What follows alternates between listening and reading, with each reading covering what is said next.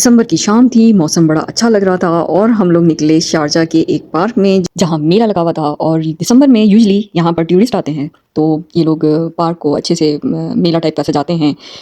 Stalls होते हैं, खाने पीने की चीज़ें होती हैं, सेलिंग की चीज़ें होती हैं, कपड़े भी होते हैं बाज़ औक़ात, और बच्चों के लिए झूले होते हैं और मुख्तलिफ एक्टिविटीज़ होती हैं छोटी छोटी, जिसको फैमिलीज़ इंजॉय करती हैं बहुत ज़्यादा। जैसे यूही वाले टूरिस्ट का ख्याल रखते हैं, हमें भी अपने इर्द गिर्द के लोगों का वैसे ही ख्याल रखना चाहिए और वैसे ही उनको वेलकम कहना चाहिए अपनी लाइफ में। मेरी एक दोस्त वाक़या सुनाती है कि उसकी अम्मी की कॉल हमेशा 2:15 पर आती थी, ना 1 मिनट पहले ना 1 मिनट बाद। उसको कभी कभी बुरा भी लगता था कि इसी टाइम पे क्यों कॉल आती है, और कभी कभी वो मसरूफ़ होती थी और बातें भी तकरीबन एक जैसी होती थी, जैसे दिन कैसा गुजरा, आप कैसे हैं, खाना वक्त पे खा लिया और अल्लाह हाफ़िज़। ये 2-3 जुमले होते थे और बहुत ज़्यादा लंबी बात नहीं होती थी। कभी कभी तो वो इरिटेट हो जाती थी, खैरियत ही तो पूछनी है, रोज़ क्या बदल जाता है, दिन में क्या क़यामत आ जाती है जो हर रोज़ एक ही टाइम पे पूछना ज़रूरी है।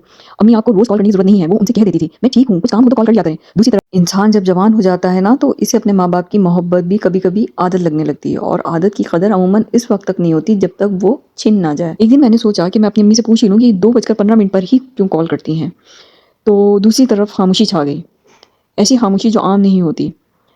उन्होंने जवाब नहीं दिया। फिर बहुत देर बाद इनकी आवाज़ आई, तुम्हें अहमद की मौत का वक़्त याद है? अहमद मेरी दोस्त के बड़े भाई, जो कि एक रोड एक्सीडेंट में जवाहक हो गए थे।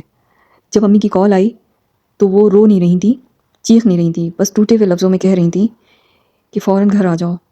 मैंने कहा, भाई ठीक है? अम्मी खामोश हो गई। इस खामोशी से मुझे सब कुछ बता दिया। मैं उसी रात लाहौर पहुंची अपने घर। घर के बाहर लोगों का हजूम देखा, सहन में सफ़ेद चादर बिछी थी और उस चादर के नीचे मेरा भाई था।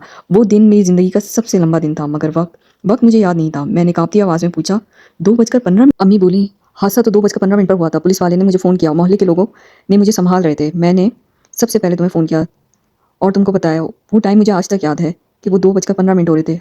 अम्मी की आवाज़ अब बहुत धीमी थी।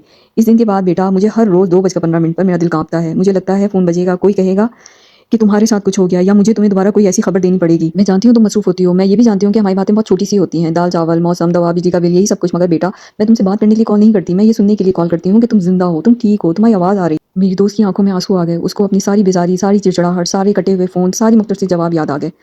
अम्मी आपने पहले क्यों नहीं बताई ये बात मुझे? आज उसको इतना समझ आ गया, बाज़ औक़ात जो बात हमको फ़ुज़ूल लगती है वो किसी दूसरे के लिए ज़िंदा रहने का सहारा होती है। अगले दिन 2:15 पर फिर फ़ोन बजा। मैं अपने दफ्तर में बैठी थी, सामने फाइलें पड़ी थी, लैपटॉप खुला था, बॉस मीटिंग के लिए बुला रहा था। स्क्रीन पर फिर वही नाम रोशन हुआ, अम्मी जान। इस बार मैंने फ़ोन देखा नहीं, फ़ौरन उठा लिया और उनसे ढेर सारी लंबी बात। हर छोटी बात के पीछे एक बड़ी बात छुपी हुई होती है। वो वक़्त जिसे मैं कभी फ़ुज़ूल समझती थी, अब मेरी ज़िंदगी का सबसे कीमती वक़्त है, क्योंकि इस 1 मिनट में मैं अपनी माँ को अपने सबसे बड़े खौफ़ से शिकस्त देती हूँ और मैं इसे यकीन दिलाती हूँ कि अम्मी आज सब कुछ ठीक है, आज कुछ भी ख़राब नहीं हुआ।